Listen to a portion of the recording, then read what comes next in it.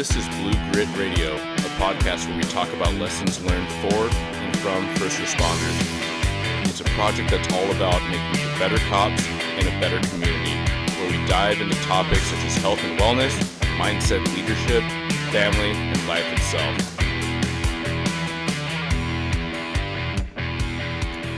Much of this project, being Blue Grit, has been about highlighting first responder mental health and mental health awareness. It's been about sharing my story and the story of others in hopes to promote and destigmatize a lot of the issues that we talk about so that people talk about them.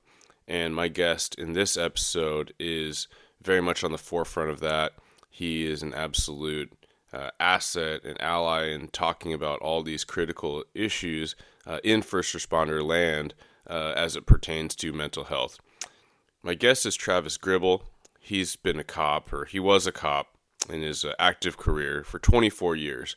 He started up in Michigan. He worked his way up all the way to sergeant and SWAT team commander, made a move to Mesa in Arizona, where he again worked his way up to a very active SWAT team leader and sergeant.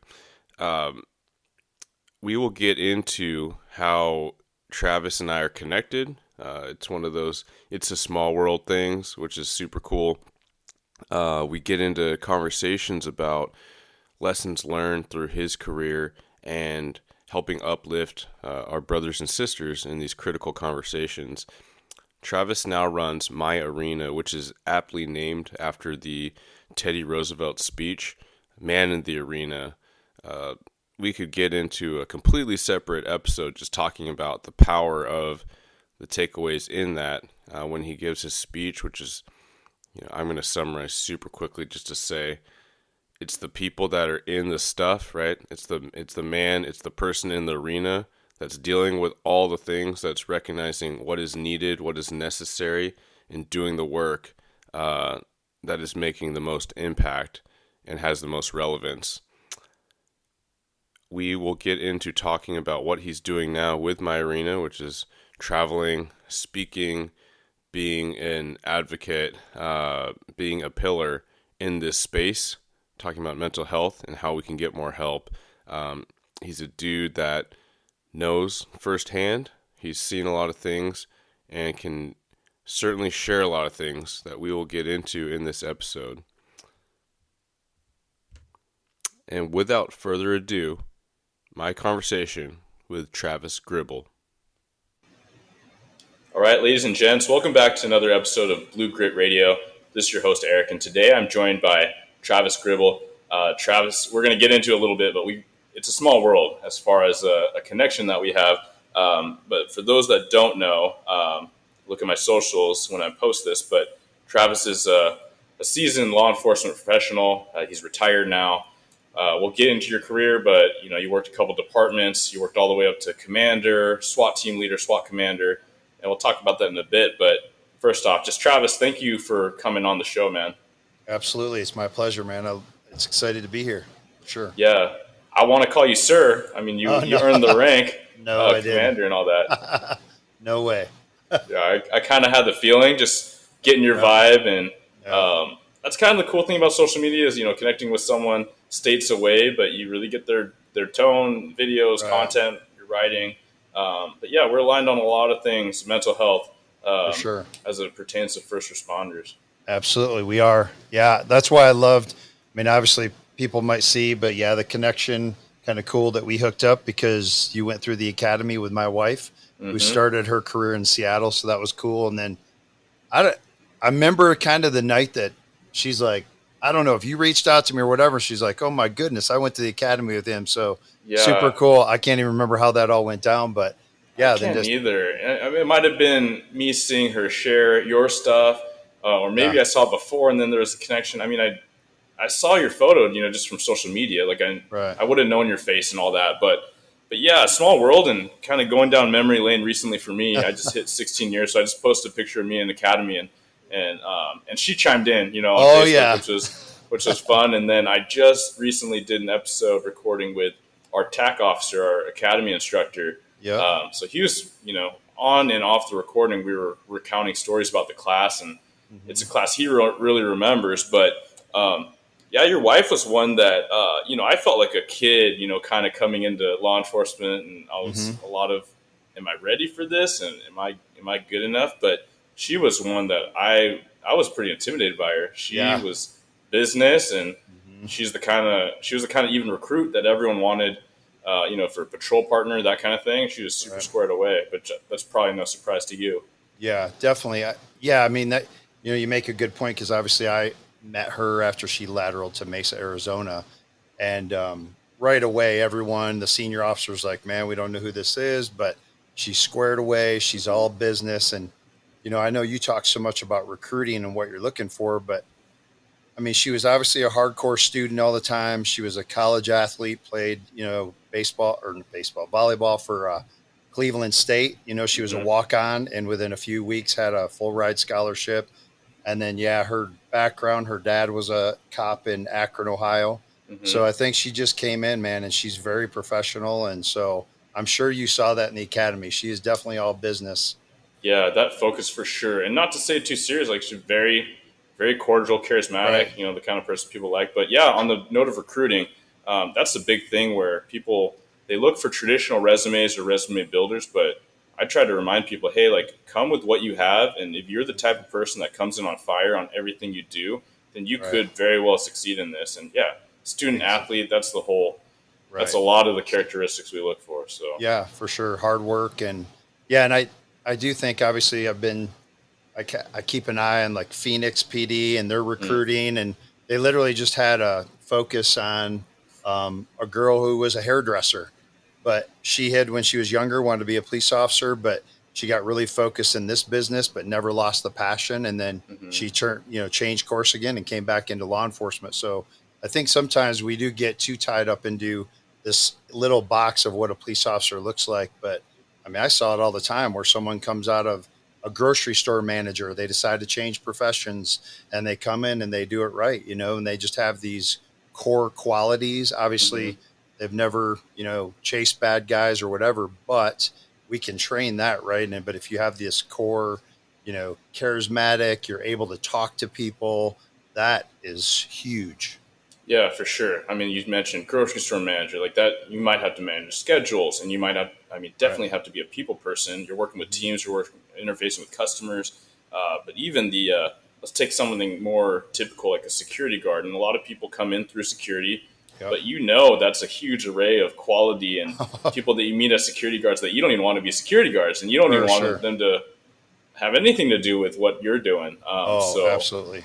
Yeah. yeah, I think whatever it is, the thing you're doing, if you have the right values and the drive, like that's going to be the Hmm. huge, the huge piece of Yeah, it. absolutely. I just did this past week.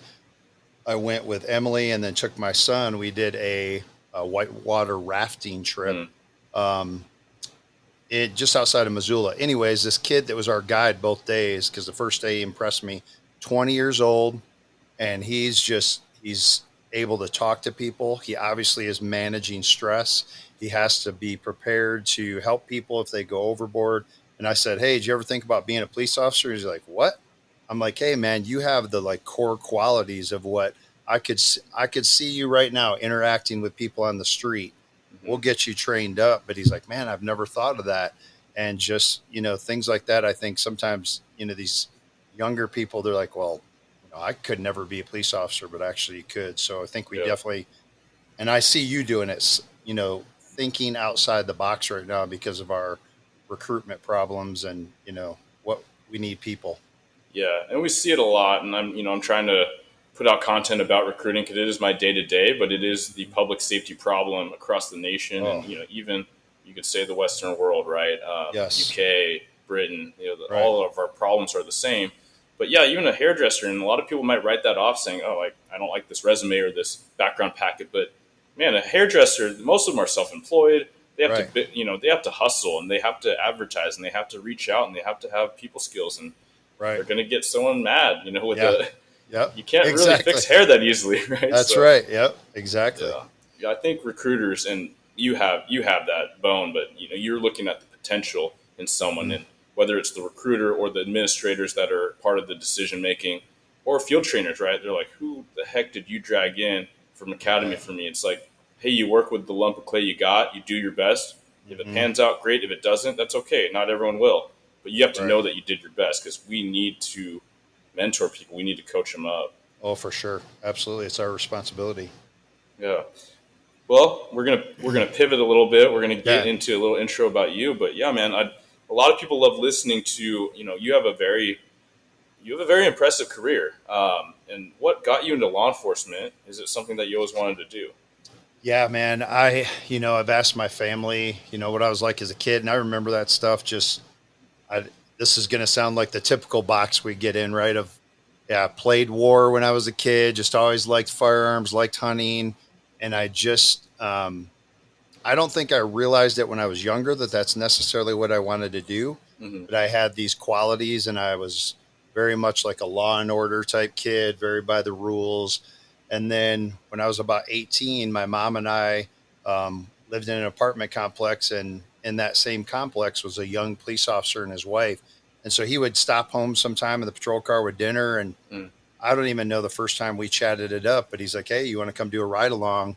And yeah, that first night, man, I was hooked. In Michigan, it was, not crazy. Just think we had like maybe a drunk driving arrest, a couple domestic violence, but just loved it from the calls to the camaraderie Hmm. to just all of it, man. And then that's kind of how I got my start. Yeah.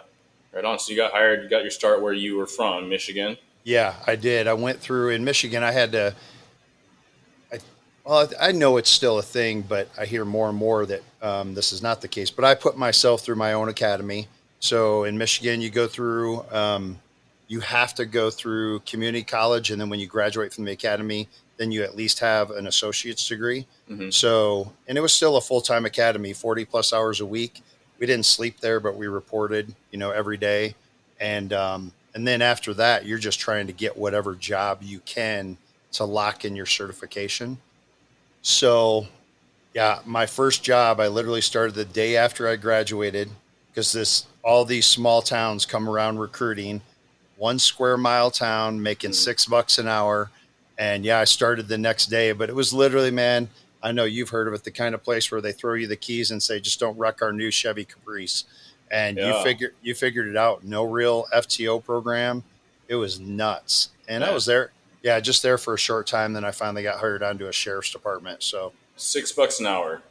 crazy, right? Legit. I know. Between that, I don't know what dates you more, the $6 an hour or the Chevy Caprice. The Chevy Caprice, man, that was my favorite with the LT1 Corvette engine in it. The Mm. best patrol car I've ever driven in my life, man. Yeah. It See, I was don't even awesome. know. I am seasoned enough to have experienced Crown Vic for Oh a yeah. number of years, several years. Yep. But it did give me issues on my knees. Getting in and Oh, out after a for while. sure. It's the Yep. outer, yeah, my left knee.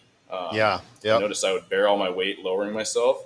That is Um, interesting. A lot of guys do that, or you slip getting out. You're getting out mm, quick, and that left knee is always a problem. That's interesting. Yeah, but I did love the Tahoes when we got those. Finally, those are tons of room, and yeah. yeah, Yeah, all right. And then was SWAT always something? I mean, you had the kind of the playing soldier thing as a kid, but yeah. is that something you always thought you'd do? I did not. So, when I worked for the sheriff's department, I didn't even remember knowing a whole lot about tactics, but um, it was a small enough department, but yet the state police SWAT team was so far away that our sheriff and then another local agency said, "Hey, we need to stand up something." And by this time at the sheriff's department, I'd promoted to sergeant. So I was tasked with another sergeant to stand up this tactical team. And I wouldn't even call it SWAT, man, because it was like an 8-man response team. Back then, Mm, of course, oh, we're SWAT. It now knowing what I know, working for a full-time team, major city, we were not. But it still gave me that desire of like, okay, I like the training, I like taking tactics to the next level because so much of it does relate back to the street. So when you're going from call to call and dealing with high stress situations, it definitely does translate. yeah, So that definitely, once I did that, gave me the itch.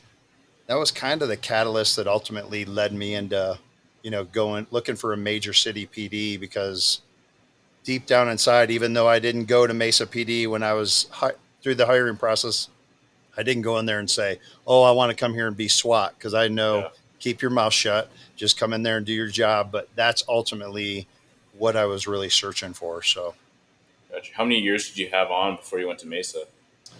so 13, I guess it was. Yeah. Okay. Yep. Yeah, right. So, yep. So I was able, I didn't get in Michigan, it was 25 years and 55 age limit Hmm. before you could retire. So, um, I didn't lose anything. In fact, as a sergeant in Michigan going to patrol in Mesa, and they did have, it was like when the lateral stuff was starting. So they bumped me up on the scale up to the 4 years. Hmm. I still went in making like 15,000 more than I was in Michigan right off the bat. So Oh wow. yeah, Okay. yep. Because Yeah. Michigan, they do not pay. They've come along now, but I mean, Arizona was definitely light years ahead of them. Yeah, it seems like Arizona has been a destination for a lot of cops It has, in yeah. recent times. It has. In fact, I remember, well, Emily and I went back to Seattle. I can't remember the DT instructor there that we met, but he had a place in Arizona. And so he was thinking, I don't know if he still has a house there, but Mm, there's a lot of connections with definitely, the Northwest and stuff like that. People come to, they want to be in Arizona for the nice time of the year. yeah, very cool. And the transition to Mesa, how'd that go? Pretty good, man. I will give them all the props. I will tell you the lateral program when I came there that was just starting. Hmm. It was kind of weak because we show up and they really didn't even know how to do this. It was like they knew they needed it, but Hmm. they hadn't even set up like a mini academy. By the time Emily lateraled there was like a 4 week lateral academy. So Okay. I literally just went there, studied for a couple waiver exams. I took the waiver exams and then I was out. And one big thing, I don't, I honestly don't remember if this was intentional or not, but I had some seasoned FTOs that they both told me, Travis, we're not going to tell you, we're not going to try to change how you're already a police officer.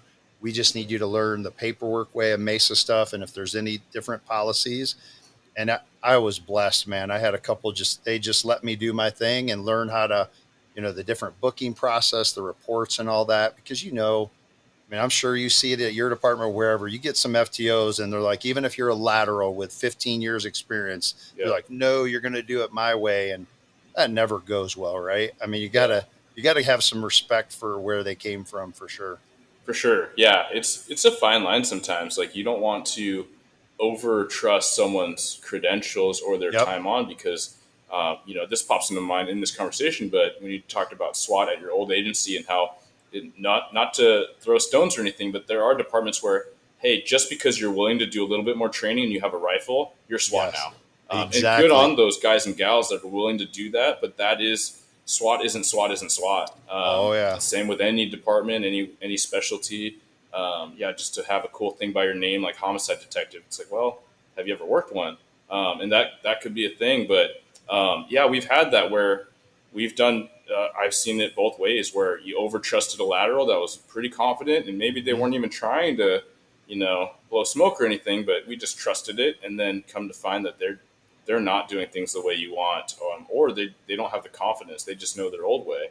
Um, Exactly. And Eric, I saw that a lot too. I mean, there's a couple examples I can specifically remember faces of people they lateraled and they just could take no instruction. And yeah, like remember one officer, they come from just exactly what you're saying. This person was like an assistant chief mm, at a department of like 5 people. And so they come in here thinking that they can run the show, and it did not go over well because, again, calls for service at a small department like that, a place like Mesa, I can have those amount of calls for service in a month that you've had in a 10-year career for just sure. based on what you're doing. So it definitely is a fine line going both ways. But I guess I've always been pretty humble where I will keep my mouth shut. And unless you're telling me to do something illegal, like, okay, I just got to get through this part of it and go from there. There's a lot of people that wouldn't even put in for SWAT at Mesa because one of the things we would always start. I mean, when you come in, like the only thing you really have to offer the team other than trying to get trained up is go fill the water coolers, get training set up, things like that. And some guys think that that's like a beat down, but it's not. Like as you start getting the training and going from there, then you have more to offer the team. But right now, and then even going to load an equipment truck up, right? Anything like that. But as I look back, and we would tell, once I got in a leadership position, like, hey, now the rest of your time on the team, you're going to know where every piece of equipment is. You know what it takes to put on trainings. You know what it takes to get all our stuff there for an operation.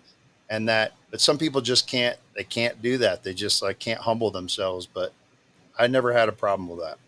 Yeah, that humility is huge. So it makes me think of a story of one guy that we hired from the East Coast, and it was like stereotypical, Italian American accent. But he was told like, "Hey, you're not.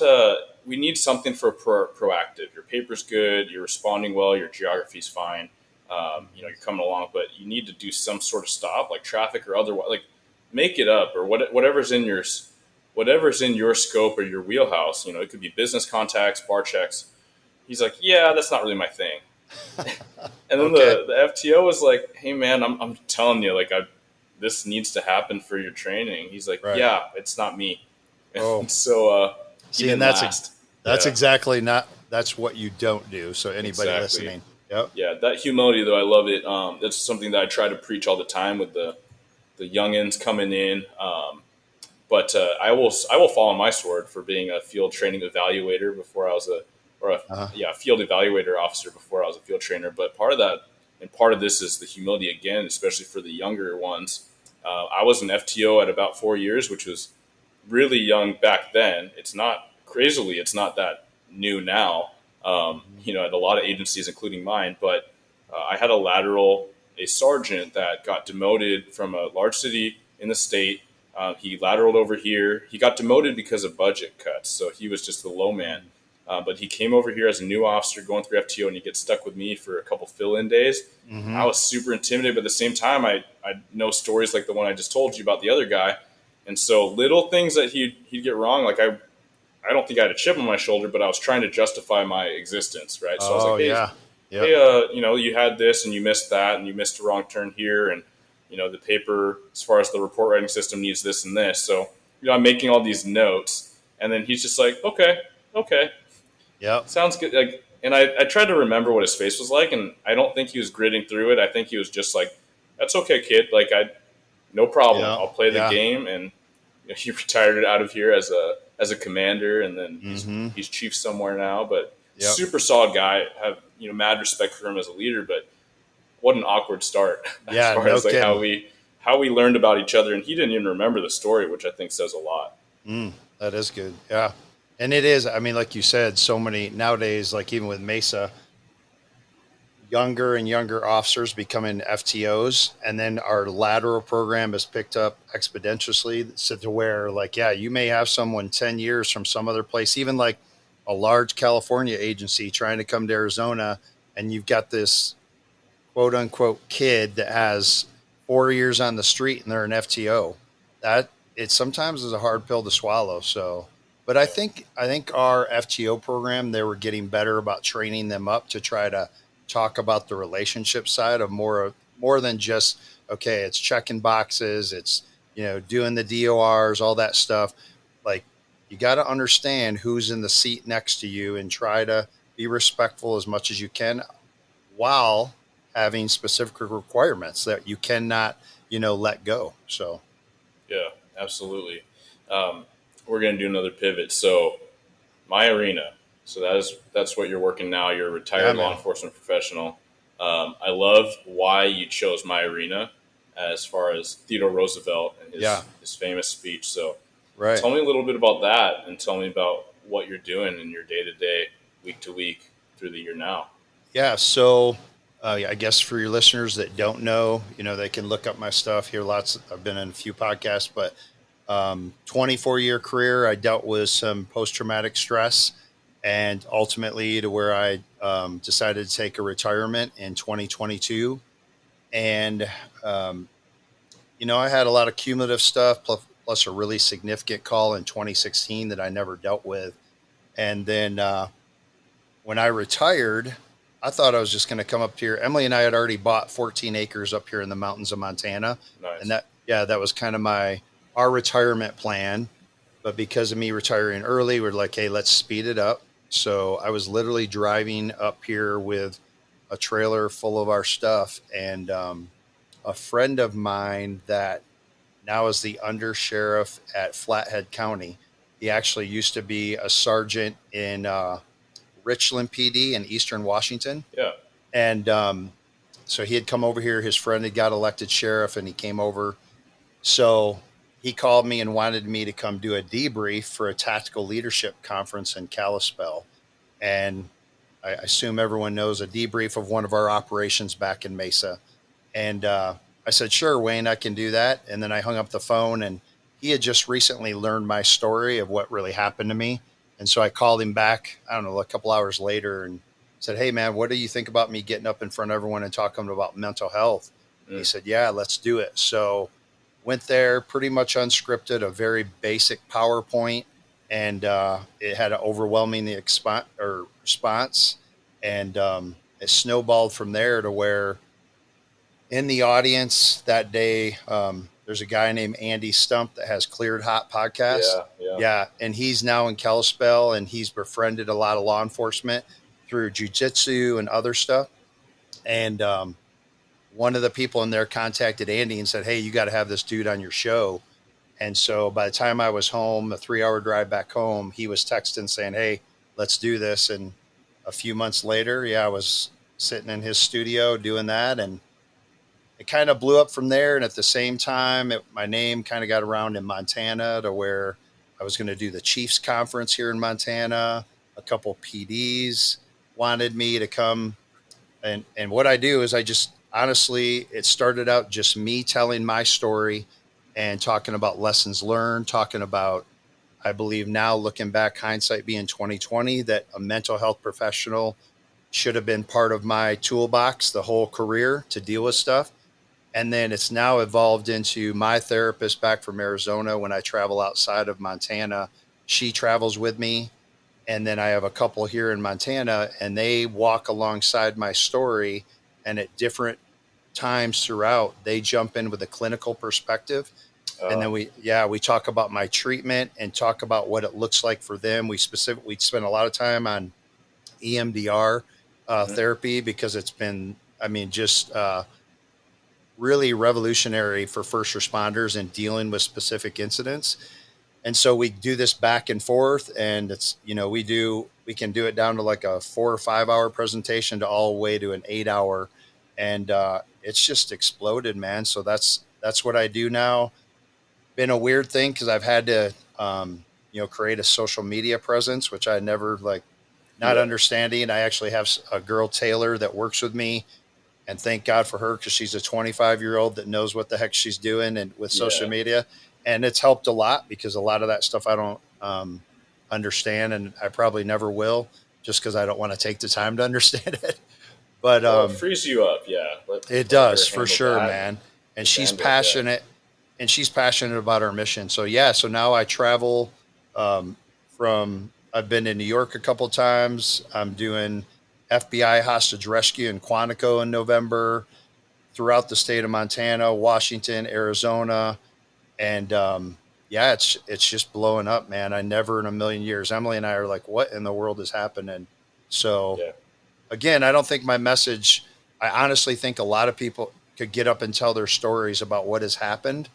And so I don't say anything unique, because what I do find going all over is that much of what I dealt with, and not coming forward for help because you were fear of how that would look, man, it's across the board, across the country. So now my goal is to, hey, it's not a sign of weakness. It's actually, on the contrary, it's a sign of strength to say, hey, that one messed me up. I need some help. Or even just having that person that, the day is going to come where you're going to have a terrible call.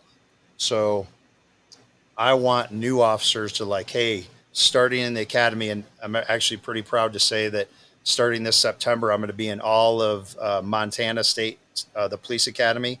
I get 2.5 hours with all the recruits now from every academy. Nice. Just to say that hey, this is what we need to do, because I want you to have a long, healthy career.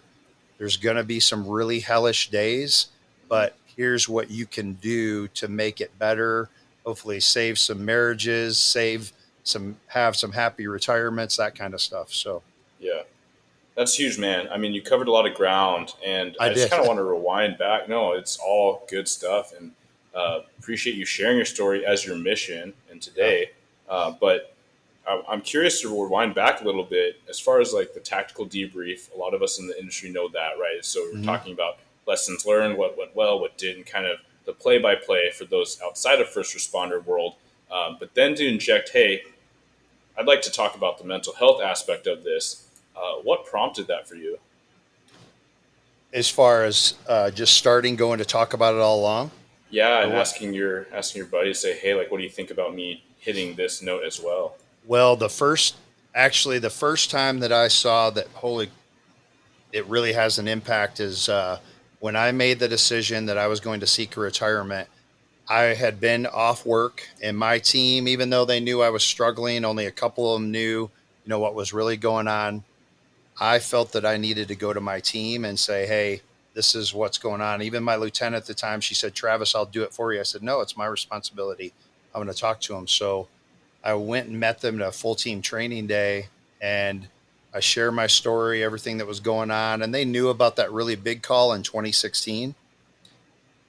But I shared that, and then within 24 hours, a few of them had reached out to me and like, "What in the world, man? Like the stuff you described, like I'm dealing with that. Who are you seeing?"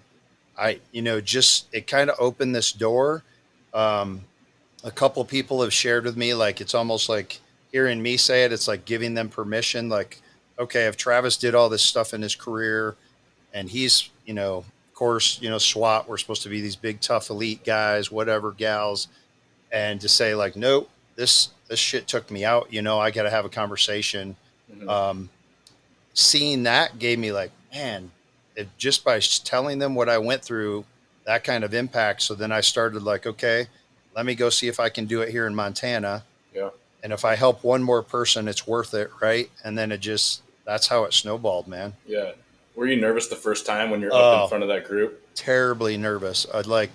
I had no idea how it was going to be perceived because, I mean, I've done a couple like SWAT conferences to where before me there's someone giving the traditional debrief, and it's all about guns and equipment, and like, oh, and then Travis is going to get up and talk about my feelings. So Hmm. I was totally feeling that in Montana because a guy did this debrief right before me. There was a shooting, and so it was a very interesting debrief. I'm like, great, I don't even know if people are going to want to listen to this, but yeah, it had overwhelmingly positive response, and it just, yeah, it gave me the courage then to keep going, and it's getting easier. But there's still some times, like I went and did a SWAT conference in New York, and like what you said earlier about the big Italian guys, like Mm. they're all gigantic, and I'm right before me, one of the FBI hostage rescue guys does a debrief, and I'm like, oh, here we go again.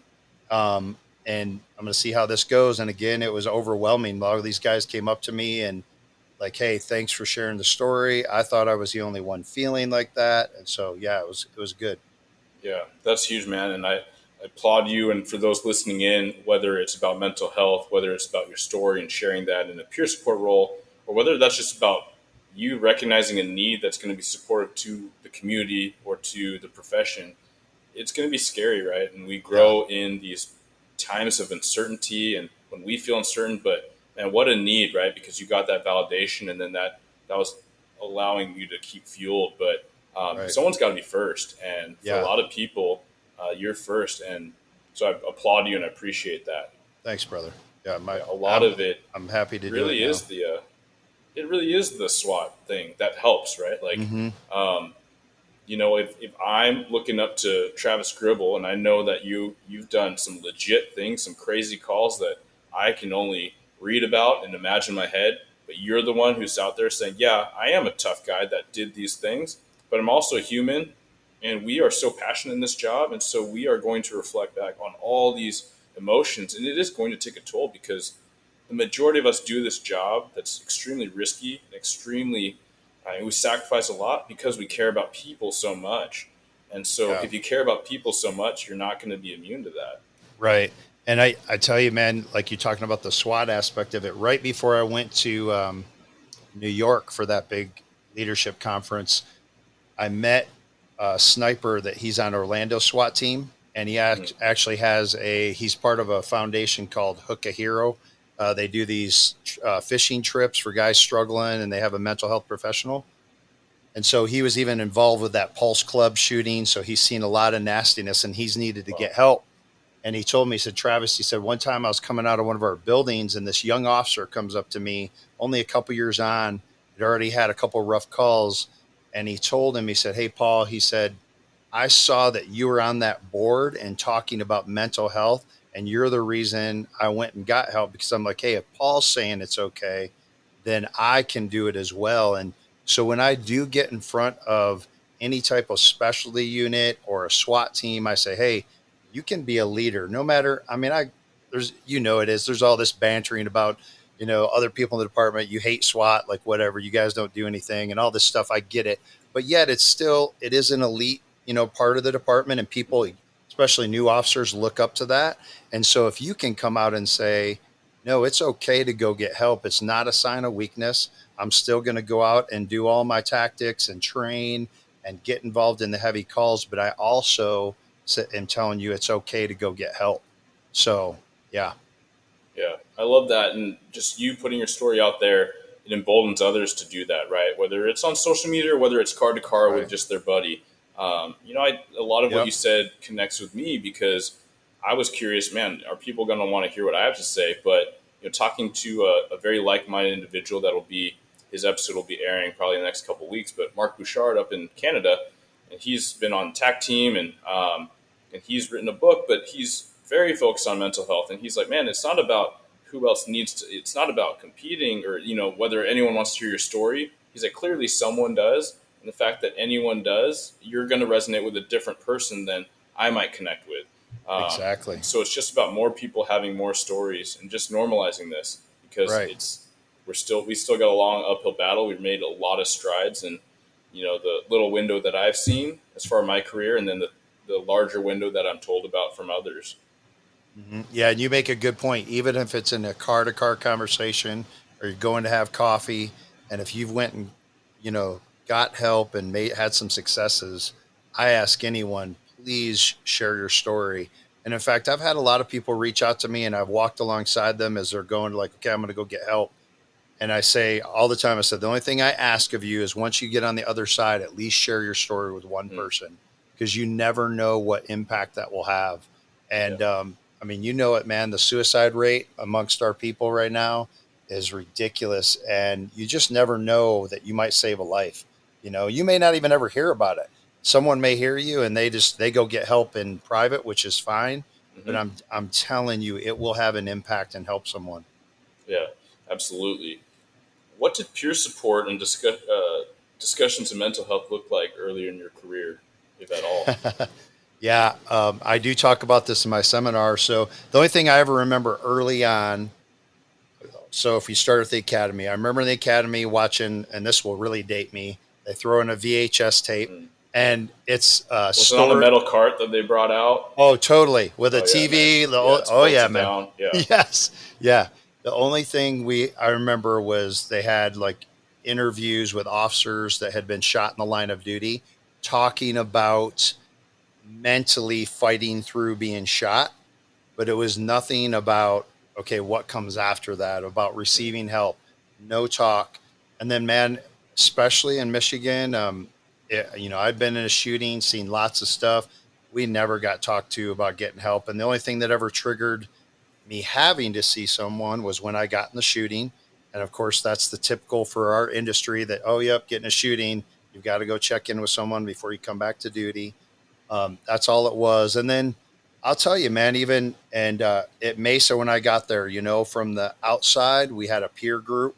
We had a full-time peer officer, but there was still behind closed doors, the culture of, if you go forward for help, it's going to be a sign of weakness. You'll probably never get any special units. It'll be almost career suicide, and that's how it was looked at. And we saw it by example. I say this, a chief or a sheriff they can get up on the top of their building and shout from the mountaintops that, yes, we support mental health wellness. But if the culture still inside the walls says that it's a sign of weakness, it's never going to work, because that's what we watch, right? we don't already, police officers, we don't trust a lot. So we sit back and watch the actions. And if the actions show otherwise, it doesn't help. So yeah, my department wasn't great about it. They're making strides. I've even had my chief that was chief when I checked out, seek me out saying, Travis, what can we do better? And just given those tools, but it has to be almost a zero tolerance in your department. If any of those conversations are going on of making fun of someone, you don't know the experience they had, it's got to stop, man, because you literally could cause someone to never have the courage to come forward because they hear that conversation. Yeah, man. Yeah, there's a police leader in the region that I really respect, and what he said is that, hey, is it possible that someone would have a false PTSD claim? Sure, but the cost of continuing the stigma is too great to not take that seriously and take all of them seriously, because you will save lives, right? And so in this conversation, we're like, the risk reward is obvious to us. If you value people, you take care of people, and if someone squeaks through, if it even looks like that, which I Right. don't even believe that's a thing. Right. I think that as soon as we start putting on our little hats and our little judgy caps, because cops can be super judgy, Yeah. it just does us all a huge disservice. Well, whoever that is, I commend him because I say that as well. If it, I mean, do people abuse sick time in our industry? Of course they do. Do they abuse not writing reports correctly? Of course they do. Unfortunately, it's happened, but I would not be able to take a risk as a chief to say, what if we cost someone their life? Because they're afraid to come forward and they choose, the path of taking their own life. To me, it's not worth it. I'm willing to risk those. Okay, if one sneaks through here and there, oh well. Yeah, and if it's about money, man, there's a lot of people that are struggling that are going to put on their face, and they'll get to retirement, and hopefully they're good after that or better. Yeah. But man, like if you're not, not Yeah. to belabor that too much, but even on sick days, like there's a culture where it's like, oh, mental health days, I roll. But I am proud of my agency and individuals and people in my region that they say it like, hey, and I hear peers talking to each other and supervisors saying, there is such thing as there's stuff going on at home or stuff going on with your family that you are not in the right mind, or you're not in a good space to be safe and highly vigilant for yourself and your partners in the community. If you're so preoccupied, do not come in. This is not something that you can just crunch numbers at a desk, and just, review some reports. And no, you're out in the field and anything can happen. I am a firm believer as a supervisor, I'd rather run short than have someone with their head not in the game, because at least you know what to expect. You know what people are capable of and that they're going to be operational. Yeah, I agree 100%. When I was a road patrol sergeant, after I promoted, went back to the street, that's if I saw because I had a lot of young officers, newly married, young kids, and they'd come in and stuff would be stressing them out. I'm like, yep, you're good to go. And it didn't bother me because I was pretty confident, but other sergeants are like, you can't do that. They're supposed to be at work. I'm like, I just did it because they need to go home and deal with their stuff because they're no good here. And I don't want them to be off their guard and make a mistake and it costs them or someone else gets them hurt. And yeah, I'm like you, we'll run short, we'll deal with it. Or I'd even call people in or hold people over like, yeah, I need some overtime. And it's funny because I'd never get questioned by people above, but other sergeants be like, you can't do that. But I had no problem with it. Someone's got to be first, and I would venture to guess the newer sergeants are like, that's the way to do it. I like that. I'm on board. Right. Because it's an investment, right? Like if you don't help that officer take care of their stuff, they're going to come in the next day even worse, and the next week even worse, right? Whereas you can hit the source and help them through that, give some resources, right? Agreed. Yep. So I want to be sensitive to the incident you're referring to, 2016. But for listeners, is there somewhere that either another podcast that you can refer them to hear that play-by-play? Because I know personally that even if you're comfortable talking about it, it can take a lot out of you. It takes a lot out of me if I go down memory lane sometimes. So. Yeah, definitely. I mean, if they wanted to go to the Cleared Hot podcast, it's episode 251. That's pretty raw. It was like my first podcast. So I talk about that. I did one with Overwatch Collective, the Harden Up podcast. I can't remember those episodes, but yeah, where I definitely do talk about it. Cool. And we'll have info in the show notes and where to find Yeah. more about Travis. Yeah. I think the thing that I'd like to kind of wrap with is the science, right? You talk about doing your debriefs or doing your trainings with clinicians alongside to step in and say, hey, this is my, my diagnosis of this is how I see it from a clinical perspective.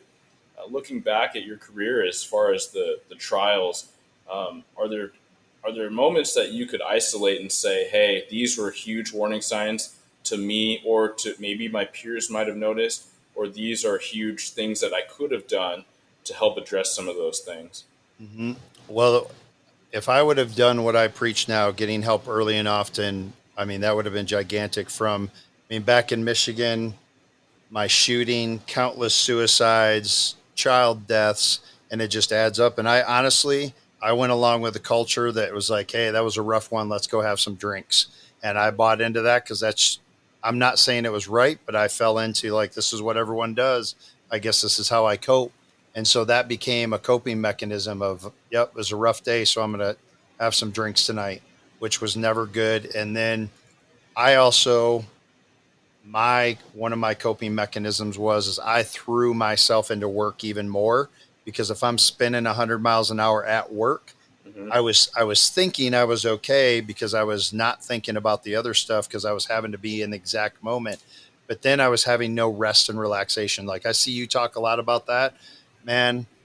Like turn down the overtime. Like you don't need the new truck. Go enjoy your kids. Those types of things I wish I would have done differently because again, the old culture, and I see it's kind of starting to change, especially with this new generation of we thought the only way to get ahead was that person that was like, yep, I'm volunteering for the next. Yep, I'll take overtime. Oh, you need this covered? I got it, boss. And that's what I grew up in is that's how you got ahead. And I wish I would have done it different. And I preach to people now, like Emily was a perfect example of like, again, her hard charger at work, but when she left work, she had a routine of coming home, if when she her detective years, take those clothes off, get into something different. She's a stained glass artist, and she would be like, "You better have a very good reason for calling me on my days off. Like, did somebody like, is there a major incident? Whatever." She was just very good about it, and I Yeah. wish I would have been like that because it's okay to do that. And definitely our leadership, we have to be careful about I know that me when I was a boss, if you always had the couple people, you knew if you gave them a project, it was going to get done or you could rely on them. But what you do is that old adage of good work brings more work. But we need to spread it out and we need to mentor the other people up to get them all at the same level so everyone can enjoy their days off. Of course, we're going to have overtime now and then. That's just the nature of our profession. But it doesn't have to be to where we're nonstop. You know what I mean? So, Yeah. and then, yes, being able to, I never heard the words until I got into it, but a culturally competent first responder therapist to have that person in your corner that when the day does come that you experience a difficult call, you already have that relationship built with that therapist that, Hmm. yep, you're texting, emailing, whatever, saying, I need to make an appointment. I had a really rough day. Um, that's what I would say, man. It's like, again, it's like something like you do in jujitsu, weightlifting, time off. Like I want it to be part of our profession that like, yeah, we all have that go-to person, a therapist that they can hear the horrific things that we deal with. They're used to our profession and they can help us get through that call. And if it's a sticking point, we can do EMDR, cognitive behavioral therapy, whatever it is to get you to move on and continue in your career. Yeah, I love that. You hit a lot of things I was going to follow up with, Sorry. which is great. It's for the people, the dudettes coming in. What are some takeaways? And I heard it. Identify someone that you're comfortable with that's culturally competent, a clinician, a counselor, a therapist that knows first responder world, right? So I had Johanna on here. I had Destiny. So scroll back, Yep. and there's a couple different options there as far as someone that you can listen to, someone that you can follow. Social media, great content, and Yep. that's a step, right? Um, but too often I hear people that say, "Hey, I've tried it, right? I've tried therapy, and maybe it's personally, maybe it's couples therapy. I tried it, right? But like, if you had a doctor, a medical doctor that I give this example, if they gave you a prognosis for your back pain and said, "Yeah, we're gonna chop you off the spine. You're going to be in a wheelchair, but your back will feel better. Like, are you just going to take that, take that Right. word, or you're going to get Yep. your legs chopped off, or are you going to maybe get a second opinion, or you're going to live with the pain, right? So that second opinion is huge. Yeah. And there's so many different clinicians with different methods, different personalities. Sometimes you just meet someone, you're not going to gel with them. And that's just in normal life too, right? It is. Yeah. And I really ask people, please don't give up. If you've had a bad experience, whether, like you said, couples counseling or even a first responder therapist you didn't click with, please don't give up, because I can promise you, not only from my story, but dozens upon dozens of other stories of first responders across the country that I have met and been able to work with, that when you find that person, it is life changing, to where you just like, man, right away, you'll feel it. Your family will feel it. Not to say that it happens overnight. It's got to become part of your routine, but you can have some immediate relief once you find that person that you can just dump it on them, and you're not going to put them on the floor in tears. They're used to hearing this stuff, and they're just there to help you. Okay, what do we do next to get better? So, Yeah, that's awesome. And, as far as hobbies, I think, and then overworking, right? I've heard a quote from someone that, overtime's their hobby. And I'm like, no, like, run the other way. For the young people, you have all these payments and your stuff. I definitely am stealing this, so it's not mine, but yeah, you don't own your stuff owns you. Exactly. And to find something, and I get it, right? I've been in that overtime. I've been chasing that overtime at periods of my career, and it wasn't even about money. If you ask me honestly, I wasn't saving up for anything. It was just getting stockpiled, but I felt productive. And it's almost like if you're out of it, it takes, look at Kelvin Gilmartin, it takes some time for you to come out of that vigilant cycle. So if you stay in it, you don't have to think about all the uncomfortable stuff you don't want to think about. Your mind's not kind of just racing, but that's necessary. If you don't handle it, you're going towards burnout.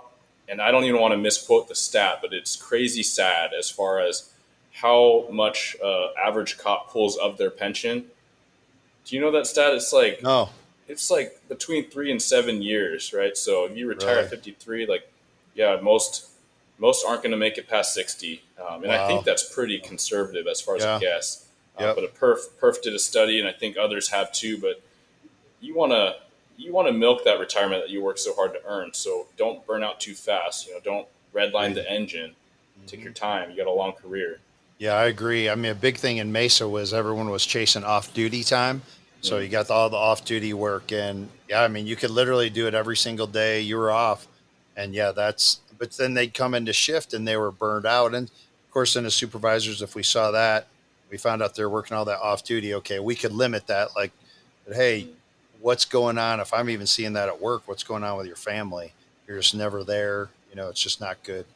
Yeah, we can't do that. I mean, then you have a union stepping in for you're taking away someone's earning potential. And Yeah. so I have a love-hate with unions, and so I know. don't throw shade, guys. I'm just saying, like, they have a job and admin has a job, and we got to meet in the middle. Yes. As far as management, and what's the mission, what's the goal. Last question, I promise. No, you're fine. We're seeing more often mandatory mental health visits, whether it's online or something, department supported, confidential. What's your take on that? All for it. We actually, part of what we talk about in my regular seminar, and then we have a leadership training when we go do consulting with agencies. We believe that agencies should have critical incident policies. Traditionally in our profession, the only thing that got triggered is if you were a shooter in an officer involved shooting. And so 3 days off, 4 days off, whatever it was, and you're going to go see a clinician. So there's a very good, there's a thing in Arizona called the Craig Tiger Act. It was started after an officer, Craig Tiger, did not get the help he should have received, and he ultimately committed suicide. In that law, it states I think it's 6 different critical incidents. You can imagine them. They can be flexible based on your agency. When that happens, you can receive 30 days off paid plus 24 free sessions with a therapist. Now, what we preach, and a couple agencies that we've consulted with have adopted this. Any one of these critical incidents that happens, they get at least 48 hours off. Within that 48 hours, they're going to go meet with a clinician one time, And then you're going to do a checkup at 30, 60, 90, and 120 days. The reason for that is because when that first week, like some of us after a very critical incident, we don't even know what we're feeling yet. Yeah. But it's good to get a check in to say, like, hey, are you safe to go back to work? And then at the 30, 60, 90, 120, the therapist now can assess, are there changes? Is your sleep change? What's going on with your family? And I thought it would be pushed back against. I tell you who pushes back. It's money. So a lot of administrators say, Travis, it sounds great, but how are we going to pay for it? Quite honestly, Eric, I say to them, I'm like, well, you wanted to be number one in your department. You need to figure that out. But this is important because it's saving lives. So, and I thought I'd get more pushback from officers about mandatory, but actually a lot of people are like, I love it.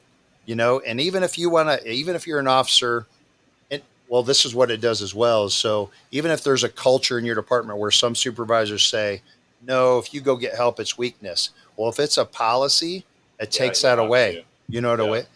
And I know it's a big ask, man, but I'm telling you, we have to make some steps and make some changes to save lives, because all these officers are taking their own lives. Even if they don't commit suicide, their personal lives are falling apart. They retire and they're dead within 5 years. All of it. We've got to do something different, man. And people say, hey, Travis, is this just some new thing? Like, we never heard about this. Well, you've been in the profession long enough. We used to watch all the officers if their life was, quite honestly, a shit show. And now that I look back, I'm like, yeah, you were struggling. You didn't know what to do. So you acted out in all these other ways because you didn't know how to deal with it. And the agency was just like, oh, that's just John. It's his third marriage. Ha ha ha. Or, man, he drinks a lot. Oh, he's just whatever. I think it's been going on forever, but now people are willing to talk about it. So it's something we have to address, man. Yeah. Or the bad boy or the thrill seeking, right? Totally. The thrill seeking behavior, the attention seeking behavior, the risk, Yep. as far as, relationships, all that stuff at work, right? Policy Mhm. violators. There's a Yep. correlation. So For it's sure. not to be that, that managerial thing, but like, what's the goal? And that's officers that can take care of themselves, their families, and the community and each other. Mhm. Um, I put it in pretty simple terms in my own mind, and as I try to socialize this more, but it's, hey, if you do this mandatory thing, then it takes away the stigma because everyone has to do it. You call it training, so if someone doesn't want to say anything, then the clinician can give them some self care tips, training, right, for an hour, Right. Yep. once or twice a year, and it's better than nothing. And I've started to pitch this to individuals or small groups and say, hey, if you did this, do you think that would help curb officer suicides, officer depression, divorce, unhealthy coping mechanisms? Do you think it would help it curb it in a good direction? And everyone says yes, right? They don't know the percentage, but they're like, yeah, that would probably catch some in the danger zone or help people back in. Okay, cool. Then no brainer, right? Let's just do it. And then if you're worried about the dollars and cents, if you're really one of those administrators, because I believe they exist, not to be a conspiracy thing or anything, but if you really aren't sensitive to this and you don't want to have those false claims, then let's just take care of our people and let's Right. take this low hanging fruit. Agreed. And as for administrators, if there's any listening, and I do say this, especially when I do the leadership part of it, you need to educate the community. You need to say, because if you're the chief or you're the sheriff, I would hope you want to put out the best possible product to whatever your jurisdiction is, right? And so to do that, I need to make sure that they're okay based on all this extra stuff that they deal with. And I know it's a big ask, man. And one thing I always say too, don't take the money from something else. Don't take it from other training. This has to be a new line item that we're discussing and we're figuring out how to help our officers be the best that they can be when they're out there serving the community. Yeah, and I even wonder for those types of managers we're describing, where maybe they don't know better, they only know what they know, but they treat the PD more like a business. Okay, let me give you a simple business investment, which is your biggest payout is going to be lawsuits and the stuff that ends up across the headlines nationally or internationally, right? When a cop messes up big time, Right. with the wrong tone, the wrong actions, they got a chip on their shoulder, and more often than not, they're struggling with something. And so if there's something that we can do to curb that, so there's not that terrible use of force or wrongful death or whatever controversial thing, there's a correlation there, right? We can mitigate that. And so I think that if it was presented in dollars and cents, maybe that would appeal to the people that otherwise would not get it. I agree. Yeah. We have to be willing to change. That's what I would say. So, Yeah. Well, Travis, I really appreciate the conversation, the time. As always, I learned so much in these conversations. I know this is going to be extremely helpful to others. I will have your information in the show notes. Is there anything you want to leave the listeners with today? man, I know a lot of, you're definitely talking to newer officers and there's seasoned officers, but I don't care if you're the first week on the job or 20 years on. I would just ask that you'd be open to going and seeking some assistance because it's not a sign of weakness. It is actually a sign of strength. It's not going to be easy. You may have to have some things to unpack, and it may be hard work. It probably will be, but I would just ask you to give it a chance because I want people to be happy. I want them to ultimately get to that goal of retirement, and they're going off and they're looking back and like, hey, I did it as healthy as I could, and and maybe get a few more years of life, out of it because you unpack some of the stuff that you've had to deal with. I agree wholeheartedly. Yeah, let's get to that thrive state. Let's not just be in the grind and then have nowhere to go from there. Absolutely, it's man. all about getting to that retirement and not being tired, not being achy, not being mentally fogged and Right. destroyed. Right? Let's get to that ideal state. Absolutely, man. Awesome. Yeah. Well, thanks again, Travis. Really appreciate it. Thanks for having me.